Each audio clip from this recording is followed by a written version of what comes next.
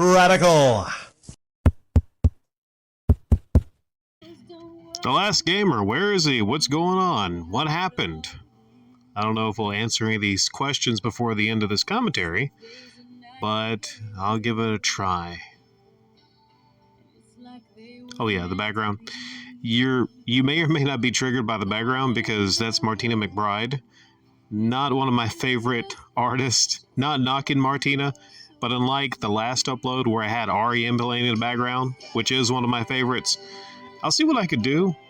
I'll lower the volume just a little bit. You might wonder, why do I have background music? Well, on the weekends I sell media, and I spend a lot of my freaking spare time outside of my main job testing this media. I'm very, very busy in this. And these things can put stress on something like a YouTube channel. Definitely.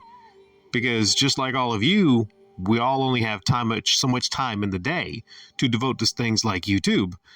Many of you might have noticed in the last year or so on YouTube, I can barely stick to any kind of uploading schedule whatsoever. But that's different, I would say, than just leaving YouTube entirely, which is what Last Gamer seem to have done. So is this a situation like Alpha Mega Sin, who seems to leave for a couple years to go get a pack of smokes, then comes back to upload once or twice and then leaves for a couple more years? Just not really 100% sure on what he wants to do. Maybe just keeping it open because he doesn't even know what's happening. There's fully active. There's half active.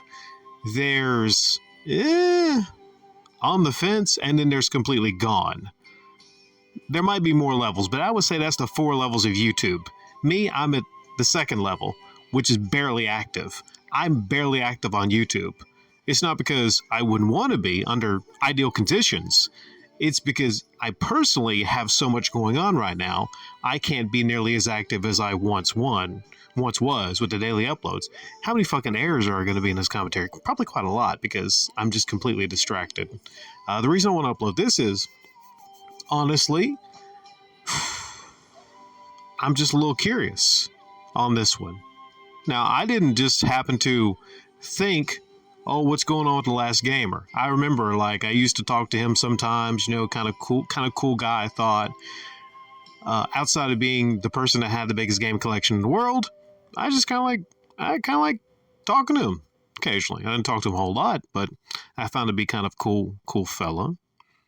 But with these YouTube types, you don't always really know. You don't know what's going on. You don't know them in real life, I would say.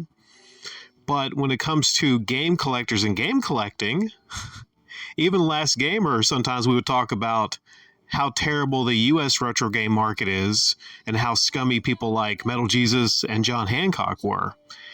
And I would have various uploads detailing, through the years, detailing all these scummy things that these people in the Metal Jesus Rocks crew have done. And there's a lot. Believe me, there's a lot.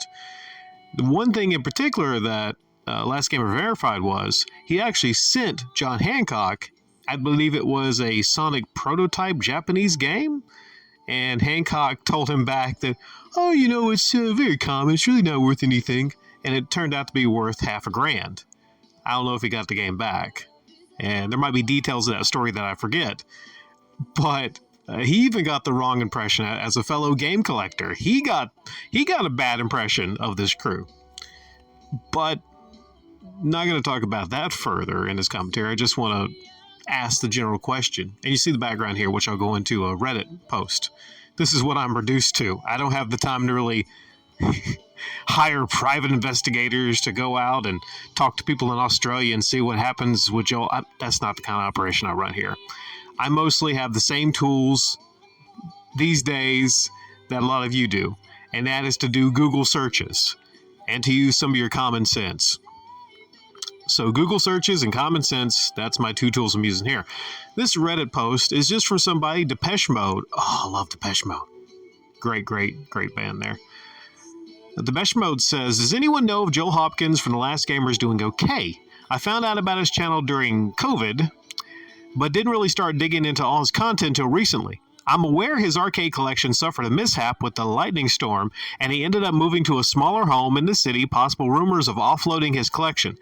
He also mentioned in a later episode having a brain tumor but trying to treat it through alternative medicine. He seemed like a fantastic guy and with a huge wealth of knowledge. I really love his content since I share the same hobbies between video games and cars. I want to know if he's doing okay since he's pretty much disappeared from the internet for a couple years now, and if anyone knows anything, cheers. Well, to that, I didn't know about the brain tumor. That's terrible. I don't think he should be treating it through alternative medicine. That's not good.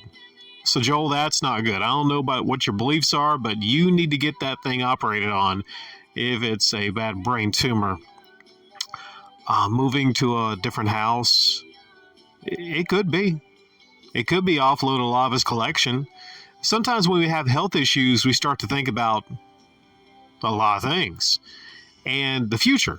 So if he's having health issues and he's not able to do everything he normally does with the game collection and keeping it up, maybe he thought about just offloading and selling a lot of it. I mean, there's bragging rights to having the biggest game collection in the world, but then at the end of the day, you only have so much time on this earth to have the biggest game collection in the world. And if his little ones are not interested in having that same title as we have the biggest game collection in the world, maybe it's something he talked over with his family and his kids, and he said, well, maybe I'm going to stop being the last gamer, or at least known as the person with the biggest game collection ever, and I'm going to sell that stuff off. Those are decisions he would make, along with his family. Now, with that lightning mishap, and also with his health, your mind could be on a lot of different things. This is brought to you, by the way, by Seagate Official. Imagine not having enough storage space. That couldn't be you, could it? Shop cutting-edge storage solutions directly from Seagate.com. It's about drive. It's about power. Upgrade your storage. I couldn't imagine not having the extra storage I need. Thank you, Seagate. Lost my interest when they had lightning hit and no insurance because they didn't believe in it on some bizarre reason. Not going to get into that, but I don't see why you wouldn't have insurance on that. Brain tumor, alternative medicine. Yeah, that does sound bad.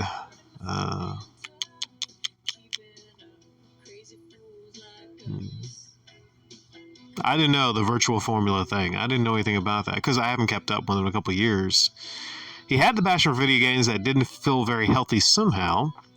Well, if you have a passion for video games and video game collecting, you can argue if you have this biggest game collection in the world, there's an argument out there that it's not healthy to strive to have the biggest game collection in the world. You would think about what your reasons are. I mean, if it's just for passionate reasons and you love video games, okay, but it's not for everybody. And he does have an AV installation business in Melbourne, and his wife restores pinball machines. Okay, so maybe she's still doing the restoration. Maybe he's not really into the gaming stuff, and he's just doing that AV installation business. Oh, I didn't know he got an offer for most of his collection. Wow. Maybe he sold it. Now, a lot of this is just, in this Reddit thread, there's a lot of people not having any 100% answer on what's going on. In the last minute here, when I close this out, I'm just going to say a couple things. It's very likely, if he's no longer uploading on the YouTube channel, maybe he had some health issues. And it's not that he probably couldn't just record something for 5-6 minutes and give people an update. Maybe he is just not sure on what he wants to do. If that's the case, he needs to be honest with his audience, as in the same way Alpha Mega Sin or anyone else does, and respect your audience who's been with you for the years. So my advice would be for him to, even if it's not a YouTube post, I don't know if he has a community tab, just update people and let people know what's going on. People would be perfectly fine if he never even, there's a 2-part video. I was told that he did one and he never did the second one.